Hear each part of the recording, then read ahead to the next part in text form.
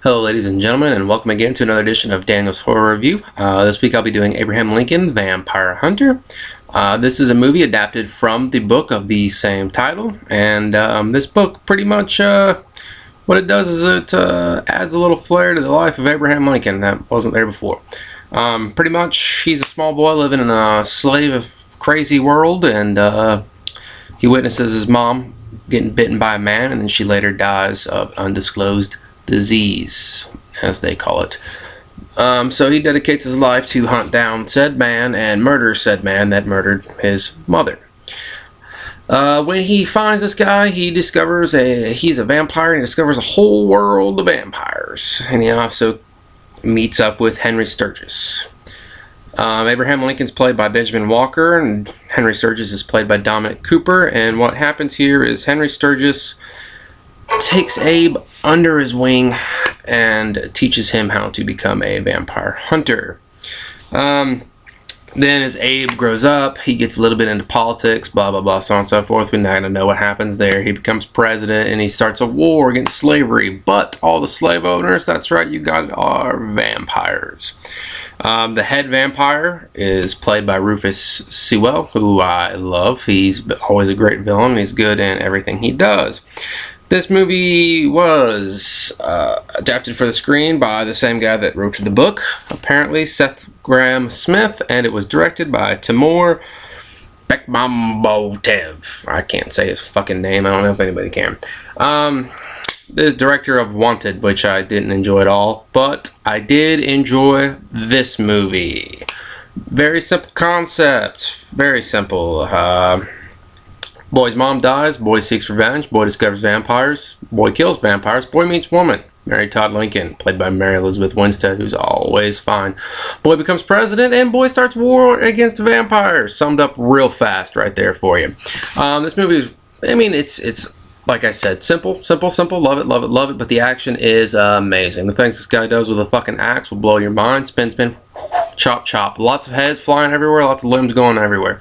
Really good. It's very visually stunning, very stylized. I mean, if you're looking for a deep film with complex characters and great all that shit, then you will be greatly disappointed in that area. This does not have deep characters. I mean, because we already know our characters for that point, and what this movie does is just provides it's a guilty pleasure, really. Just provides cheap thrills and cool action, and some decent performances are all the way around from everyone involved, and I don't see what the fuss about. This movie was really divided a lot of people. I heard it was really good, or I heard it was really fucking bad. Like, it was one of the two, but I don't really could see how you could hate this movie. I guess maybe if you read the book and you're a diehard fan of the book, maybe the movie doesn't do the book justice. I personally don't know. I never read the fucking thing.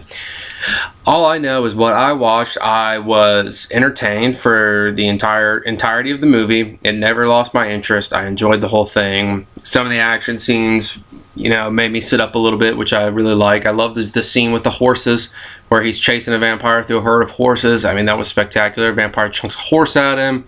It hits him, it rolls over, and Abe Lincoln's now riding the horse. I love the shit he does with the sword, the spinning. It's just, he does some crazy shit with with an axe. I said sword, I'm sorry. With his axe. He does a lot of crazy shit with an axe.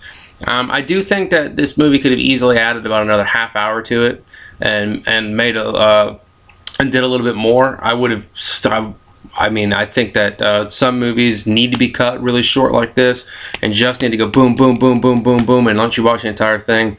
This was one of those movies that I think that I could have sat there for another 30 minutes enjoying this movie, and they could have added a little bit more meat to the sandwich, and I would have enjoyed it even more probably than I already did, and that says a lot because I really enjoyed it. I like how it mixes the vampires into what we know through history too. I like how they did that.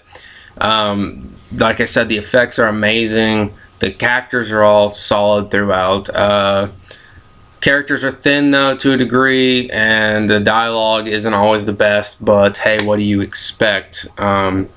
Overall, I'm going to give this a 3.5 out of 5, and on a rent it, skip it, or buy it, I'm personally buying this bitch on Blu-ray just because it's visually amazing. I suggest, like I said, if you're not looking for an effing Oscar winner, then you should enjoy this, and you should buy it too, I think. Throw the surround sound on, chunk it in the Blu-ray player, watch the visuals blow your fucking mind, and that's it. See it.